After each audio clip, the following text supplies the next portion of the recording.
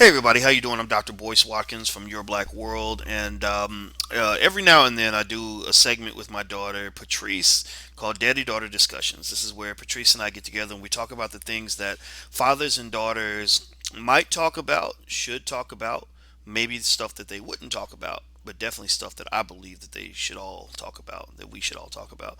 How you doing today, Patrice? I'm doing good. How are you? I'm doing really well, really well. I hope that you had a good day today. Yep, I did. Good, good. And so did I. You and I were talking earlier on Facebook, which we communicate a lot on social media, and we were talking about Steph Curry, the super duper good basketball player, and this controversy with his wife Ayesha, where apparently Ayesha put up some tweets about appropriate dress for women, and I'm going to read some of what Ayesha. You don't have her tweets in front of you, do you, Treese? No. Okay, I've got a link here, so let me. She's a very pretty lady. So Ayesha wrote on Twitter, "Everyone's into barely wearing clothes these days, huh? Not my style. I like to keep the good stuff covered for the one who matters." And then she wrote a little later. It looks like at 10:52 that was the first tweet, and it got about 83,000 little hearts or likes or whatever, about 62,000 retweets. And then she wrote 4 minutes later, "Just looking at the latest fashion trends. I'll take classy over trendy any day of the week." And she got 21,000, or actually almost 22,000 likes for that tweet. Um, Now she got some backlash on that. Some people felt somehow that maybe she was slut shaming and stuff like that, and they're basically saying that because I want to stay covered up, that that she's being disrespectful to other people. What did you think about that, Patrice? Well, I never thought that she was being disrespectful to anybody. She just basically said that this is what she prefers. She prefers to cover up for her husband. And to me, when you say that it's slut shaming, I don't think that that's slut shaming. I think she's just saying what works for her. Now, if any slut feels ashamed about what she said, then they shouldn't be a slut because you're shaming yourself. Interesting. Well, I'm looking up her age. She's about the same age as you. She's 26 years old. You'll be 26 next month, and it's so. Say it again. This month, Oh, in 20 days. the days go by so fast. I literally thought it was still November. That's crazy. But okay, so you'll be 26 this month. And so it's interesting kind of hearing the perspective of different women, in terms of just what that means. And then I think as a man and as a father, I might have something to chime in on that. I tended to agree with what she said. I tend to think that what she said was fine. I think that I've always said, that I feel that, it's okay that I don't, again, maybe you could tell me if I'm crazy when I say this, but I feel that, you know, that every man on the street does not deserve to see everything you got. He doesn't deserve to have the best of you, right? That there should be a premium put on what you have to offer as a woman, not just the sexuality, but we know that women, naturally I think can feel protective of that. And I don't necessarily know how I feel when I see Amber Rose saying, okay, we should just all just walk around naked and screw whoever we want and all these other things. I don't really feel like that leads to a healthy life or a happy life. But then again, maybe I'm being old fashioned here. What are your thoughts on that? Well, one thing that I have learned it well, I don't disagree with you. I don't think that every man deserves the best of every woman and the best of whatever you have, just like not every woman deserves the best of everything that you have. You know what I mean? So I totally agree with you on that, but I've also learned that not every relationship is one size fits all. There are some men who like when their women show off what they have. It's bizarre, but I've actually met men who like women that show their cleavage because they feel like, well, I want everybody to see what I'm getting so they'll be jealous. Or, that's mine, so I'm really not worried about what other people think. And for me, that personally doesn't float for me. I am more on the I'm sorry, Curry side. I'm more on her side than Amber Rose's side. But I mean, not everything is one size fits all. But I don't feel like she said anything wrong. She said she will take classy over trendy any day. She didn't say I will take classy over trashy or I would take classy over being a hoe, or I would take classy over being a slut. She just says she takes classy over trendy. And I don't see nothing wrong with that. Because I mean, just because she wears a button up, that doesn't mean that she thinks that she's better than anybody else on the street. She's just saying that that's what works for her. Mm.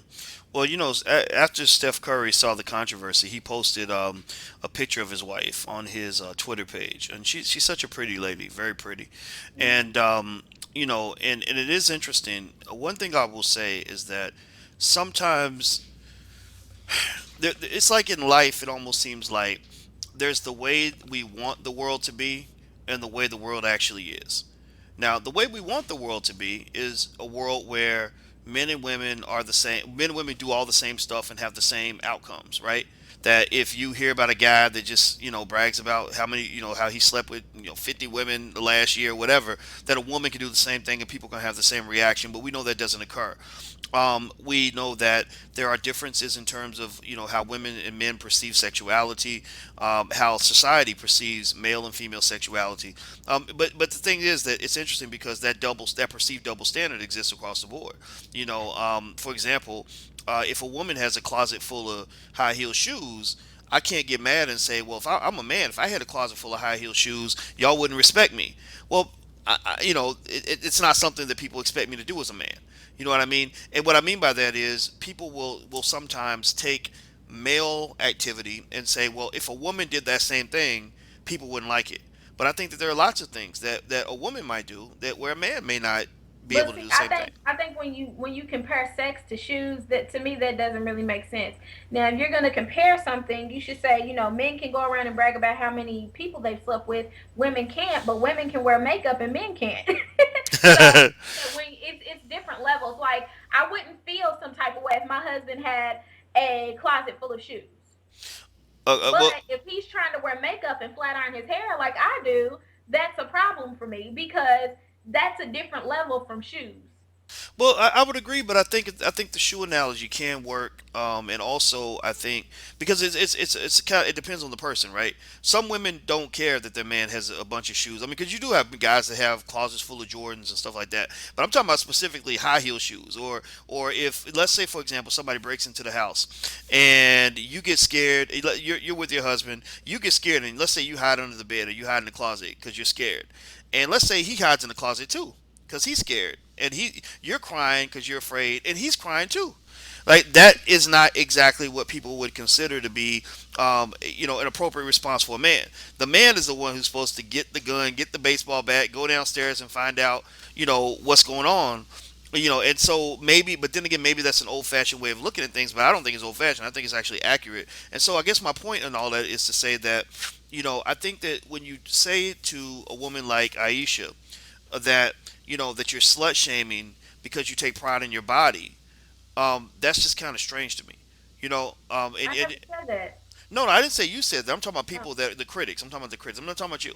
I'm talking about the critics. When critics say, because remember that was a controversy. People were accusing her of slut shaming. Right, but I mean, it's kind of like that same thing where if you disagree with something, if like me and you, we've actually talked about this. If you disagree with something in the homosexual community, you're considered a homophobe. I'm not a homophobe. It's just not something that works for me. And so I think that that's what people not need to understand. Everything is not one size fits all. Just because you feel like it's okay for you to show your cleavage, that's perfectly fine if that's what you want to do. Patrice isn't going to do it, but that does not mean that I think that you're a horrible person because that is what you choose to do. Mm. You live your life the way that you choose, and I live my life the way that I choose. I'm not going to judge you for how you dress, but I definitely think that there's something wrong with you for trying to judge me because I choose to cover myself up. Well, what do you think? For those who think that she was judging other people, do you think this is a judgmental statement? Remember, her first tweet started off by saying, "Everyone's into barely wearing clothes these days, huh?" So do you think that could be defined as being judgmental? That she's saying, look, y'all out here that aren't wearing clothes, there's something wrong with that, right? Or that's just not. I mean, it seems like that's the underlying implication. Now, it could just be an observation. She could just be saying, hey, everybody's doing it. It's interesting. But it almost sounds like she's saying that if you're doing that, if you're out here barely wearing clothes or taking selfies in your bathing suit, stuff like that, that you are that you're doing something that she doesn't necessarily agree with. What do you think about that? I think it was just an observation. Me personally, I feel like it's an observation. Because I've honestly thought the same thing. Like when I go on Instagram and I see a girl, one of my Instagram friends or whatever, posting a picture of themselves in a swimming suit, and it's fucking December. To me, you're doing that because you're trying to get attention. Because clearly, you ain't on nobody's beach in America. So when you do things like that, I mean, it does seem a little strange because it's just like a lot of people say, well, I'm not doing it for the attention. I just like to show off my body. Exactly. You're not doing it for the attention, but who are you showing off your body to? The people that you want attention from. Mm. So, I mean, people can get upset, but to me, when you post pictures like that or you do videos of yourself running down the hall in a thong or whatever the hell a lot of these bitches do, when you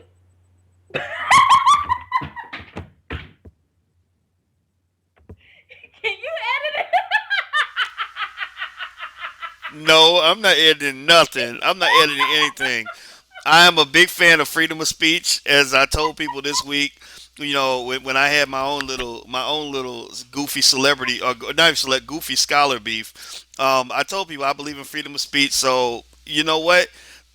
I want people to know that whatever she says, that's on her. So if you get the backlash for what you said, then that's you. That's not, but that has nothing to do with me. I advocate for freedom of speech, freedom of thought, as long as you take responsibility for what you say. So please continue. Okay. Well, I said bitches. Sorry. Anyway, but whatever these girls do when they're posting pictures in their thongs and stuff like that, I think that you kind of ask for the attention, no matter whether it's positive attention or negative attention. You're gonna get attention because that's what you want. And the same thing with Amber Rose. Like after Amber Rose had her son, she had stretch marks, and people were talking about her. But you signed up for that lifestyle where you're only known for your body. You're not known for anything else. Ayesha Curry, she can cook. She's very beautiful. I mean, from what we see, she looks like a great mom and a good wife. So she has more to offer than just showing her boobs. So that's why she feels like she doesn't have to do it. Well, what's really funny is that some people flip that. I saw somebody that flipped it and basically said, I think when she's in the second part of her first tweet where she says, "Not my style. I like to keep the good stuff covered up for the one who matters." They flip that to say, your man should value you for more than just your body. Like almost as if by her making that comment that I keep it covered up for him, that she's implying that all he wants is for her to share her body with him. Do you see what I mean? Like some people literally said that. So it's just real interesting because people flip these arguments. Like they might say something like, you know, if I'm telling women to stay covered up, I'm empowering women to be known for more than just their body. But then somebody else may say, well, no, but if you are slut shaming, if you're covering up, if you're advocating for covering up, then you're slut shaming, which means that you're defining a woman solely by what she does with her body. Do you see what I mean? That I'm adding value to who I am by staying covered up, as opposed to letting it all hang out, right? I mean, so my point is that it's interesting how you can see just different definitions of women's empowerment. Because I went through this with Ray Rice and his wife. I wrote an open letter to his wife where I said, remember Ray Rice, the football player who beat up his wife? And I wrote an open letter and said, make your own decision. True women's empowerment means making your own decision. It doesn't mean being stuck following a trend. And I had feminists that got mad at me for telling her to make her own decision. And I said, well, what kind of fucking empowerment is this? Well, you're telling this woman what she should do with her own family. That's not empowering. You're saying that you want her to be empowered as long as she does what the hell you tell her to do. And I'm simply saying the what all of us should say, which is that you are an independent, intelligent human being.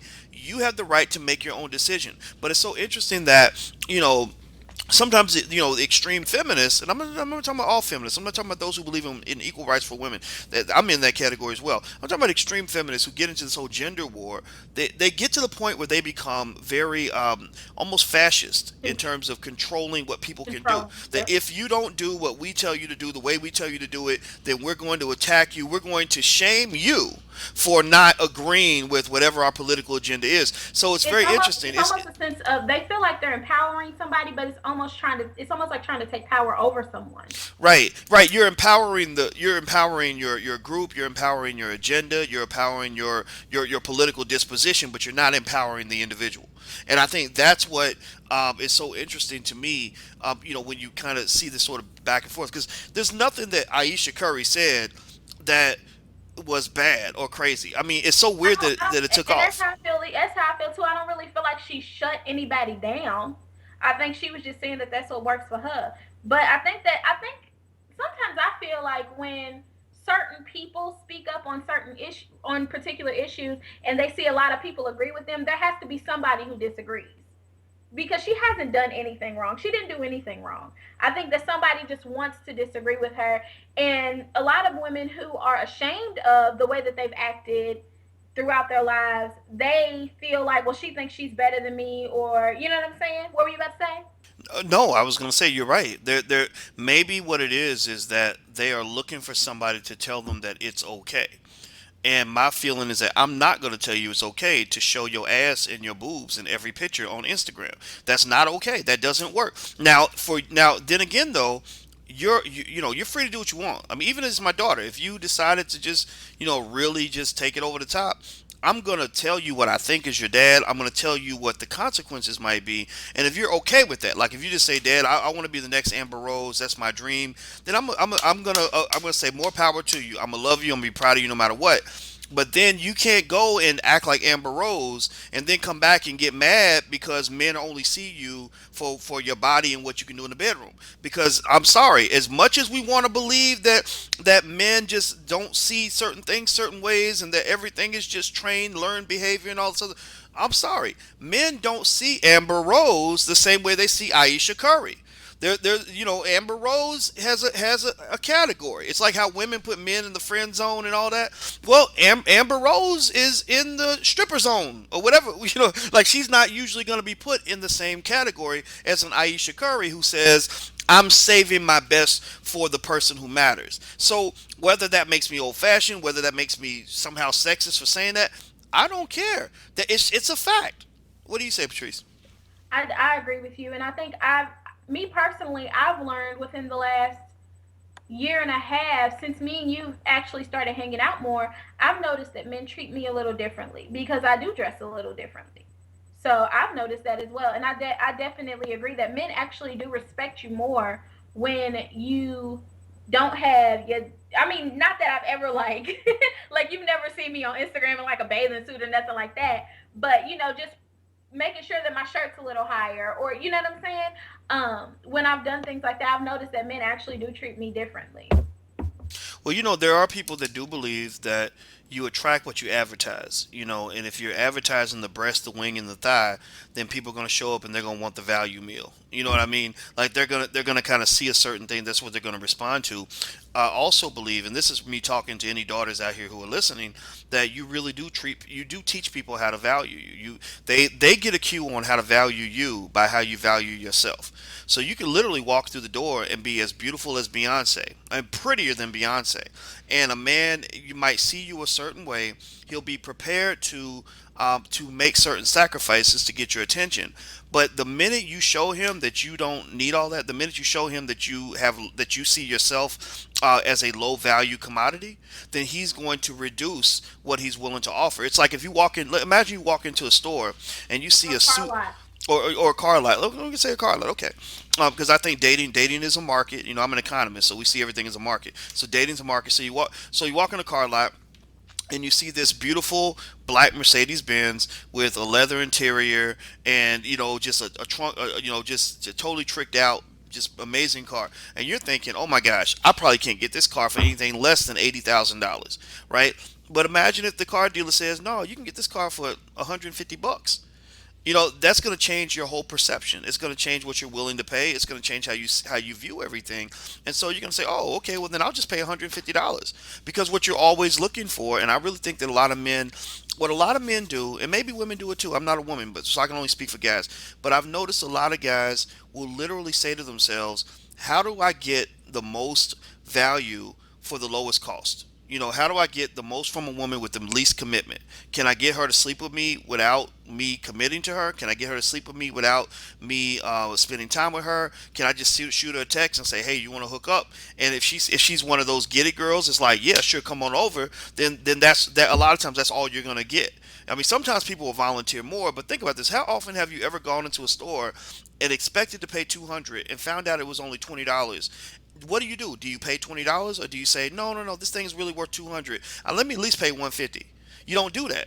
You don't offer. People typically don't offer more than they're asked to offer. So, what I always would say to you, or any young lady in general, is you let these guys know what you expect, and whatever strategy you pick, if it works for you, if it makes you happy, then I support it. So if being Amber Rose makes somebody happy, then by all means do it. But what you see a lot of times is you see people that fall for the nonsense. They fall for the whole slut shaming conversation, and they say, well, I can just be like Amber Rose and do whatever I want, and then men will still want to treat me like I'm Beyonce. And then they find that that doesn't happen, that men respond to them differently, and they get mad about that. They say men are just stupid, men are just bad. No, men are just going to be men, period. And you need to be a woman in whatever way you see fit, and in whatever way is going to give you whatever it is you want out of life. And if your strategy's not working, then you got to change it. What do you say, Patrice?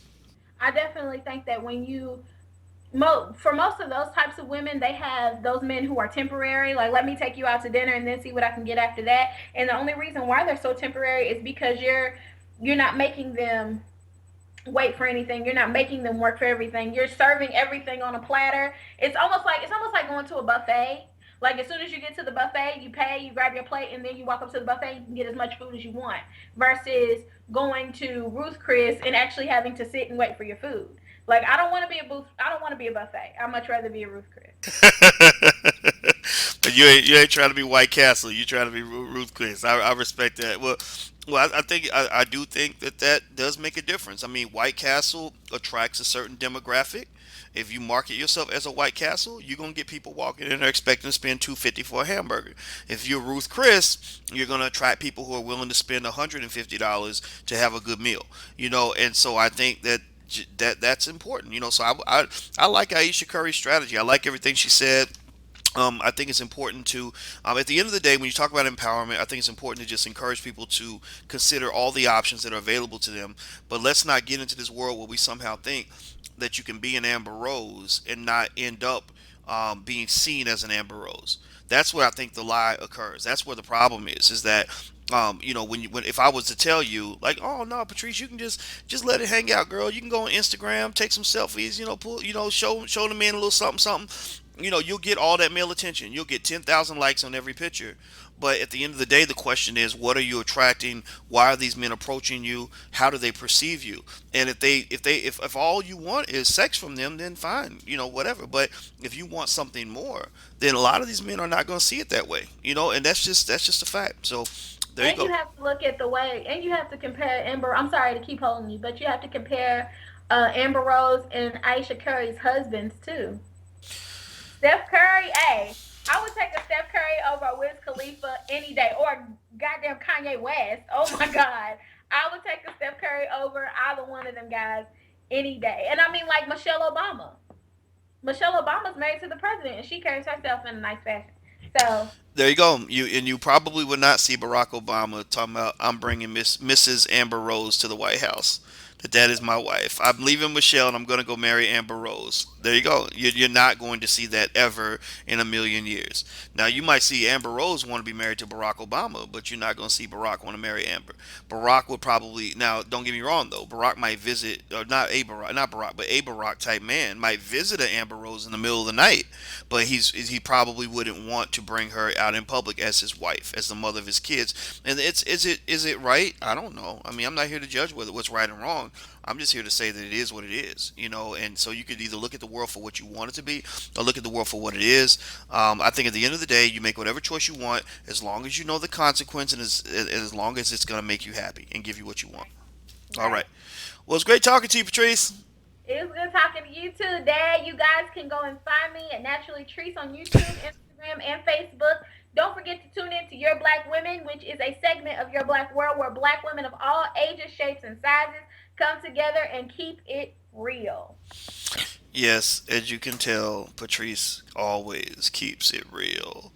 and then Daddy be having to answer for all the stuff y'all. Did you see this week? I got so much heat this week from Maria's video about Umar Johnson. You see that? Let I leave my channel open for all of you ladies to use it whenever you want to, and I'm always gonna do that. I feel like women should have a voice, no matter where it comes from. But at the same time, it was just so funny, because people acted as if I said what Maria said, and I was like, I didn't say that. That's Maria. Now that's if you want to go hard on her, go hard on her. But I mean, I'm not gonna go shut her down because she right. has something to say that's different from what I think. I don't think that's the kind of community we want to live in. So anyway, so this week, so I want people to know your opinion about Umar is your opinion. Mine Mine is is mine. mine. But I will say though that that the reactions and all that did kind of irk me a little bit. That got me to the point where I just said, I can't. I don't think that we'll work together. But the thing is, I believe in separating the baby from the bathwater. So even if I see somebody that's imperfect, I look at the good things they do. And the thing is that there are things that Umar says and does that are true, that are relevant, that people need to hear. Now, is Umar, what is he as a person? I don't know. I don't know. So anyway, but anyway, I just wanted to bring that up. I mean, as everybody else knows, like I said, I tell the truth.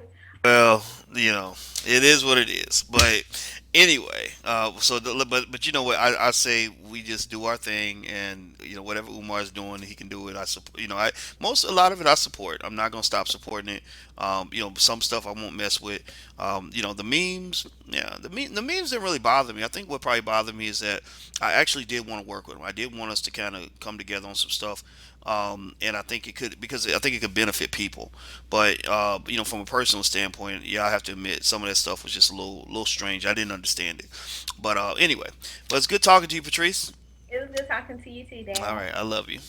I love you too. Sorry for the B word, guys. I didn't mean it. I'm really Oh sorry. Lord, no, you already said it. You already said so. You got to deal with the wrath. It's coming. I'm ready, honey. Bye bye. Bye.